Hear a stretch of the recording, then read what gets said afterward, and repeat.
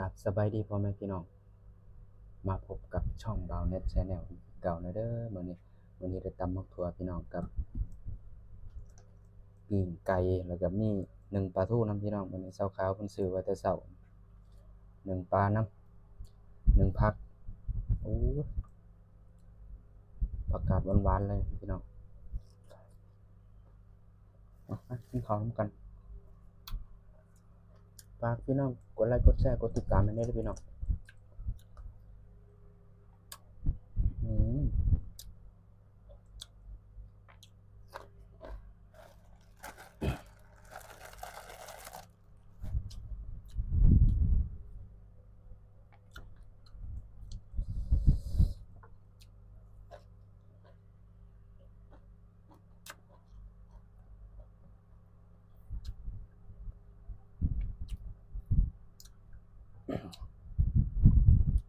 เฮ็ดงานมื้อนี้ใกล้สิเลิกงานแล้วพี่น้องเอ้ย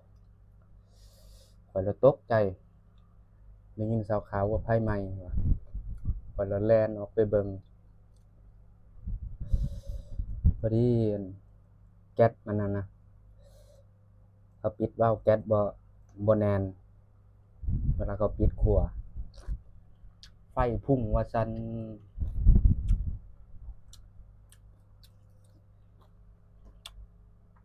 แล่นออกมาข้อยบ่ฮู้ว่าสิเฮ็ดแนวใดมันคิดบ่ออกเลยจักสิดับแนวใดไฟมันแรงพอดีป๋าเพิ่นหยิบถังดับเพลิงมาพากันฉีดจั่งได้ดับเด็กน้อยเฮ็ดงานอยู่นั่นก็ถูกแก๊สลวกนำเด้อก็มีป๋าผู้หนึ่งนำเราไปช่วยดับไฟก็ถูกไฟลวกโชคดีนะที่ได้ดับทันบ่นั้นโอ้เป็นเรื่องแล้วอันตรายเด้อแก๊ส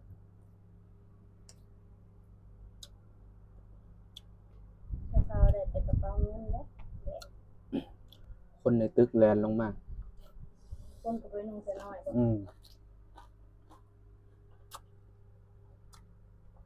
สิเด้อพี่น้องมาเฮ็ดงานในเมืองไทยระมัดระวังกันเด้อเด้อเฮ็ดกับพื้นกับไผก็ได้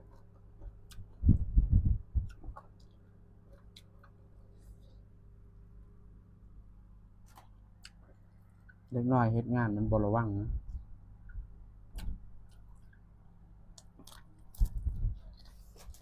อัน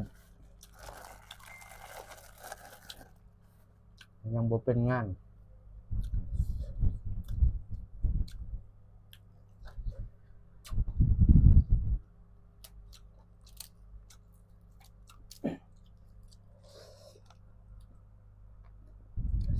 สาวขาวสาวขาวเราเพิ่นยืนขาตายอยู่เฮ็ดหยังบ่เป็น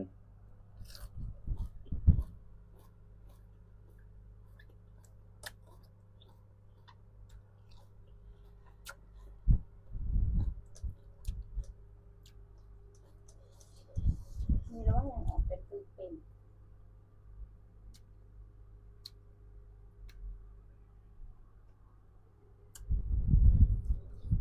ผู้วาดรูปแล้วก็ไปวาดนั่นนี่ก็บ่มีสมาธิเอามือเลย หาผู้วาดรูป แล้วเมื่อเลยบ่ เราบอกว่ามันเองทำเราบ่มีสมาธิ วาดรูปตกแต่งร้านบ่วาดเลยมื้อนี้เพิ่นเมื่อก่อนเด้เราบ่มีสมาธิบ่มีสมาธิในการวาดเนาะ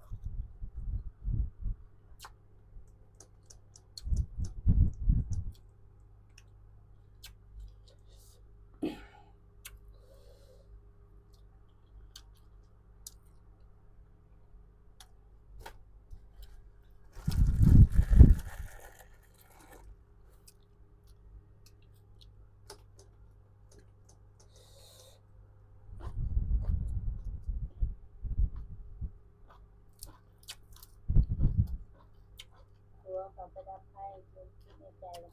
โอ้ยเนี่ยกำพร้าลูกกำพร้าอะไรแท้ไปปล่อยเป็นหยัง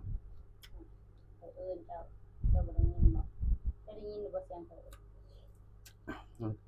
บ่แล้วจับไผในห้องกะกากตรง แต่เสียงคนเดียวเนาะตั้งแต่มันไฟดูดก็มีแต่เสียงคอยมันท่าจูงแฟนเที่ยวอ่ะเต้นแล้วแต่เซลล์แก้วเซลล์หนูก็เดินไปหาทางดับเพลิงซื้อ คนมีสติใช่ล่ะ พ่อยก็มีสติประทานหนี ไฟใหม่ในก่อนอื่นเนี่ยไปหา บ่ เนี่ยมาดับ นี้พ่อยก่อนอื่นเอาชีวิตรอด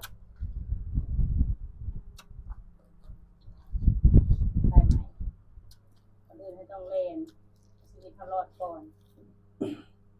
คอยถึงเดียว ว่ามันใหม่ทั้งตึกเดี๋ยวมันลามไปพูดเลยนะคิดแนวนั้นละเอาไปยังให้มันใหม่แล้ว มันจะเห็นได้สนอโอหยาน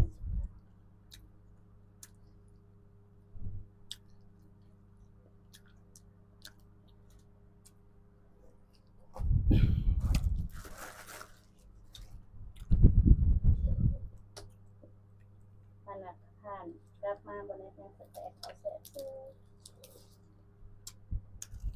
มีทุกอย่าง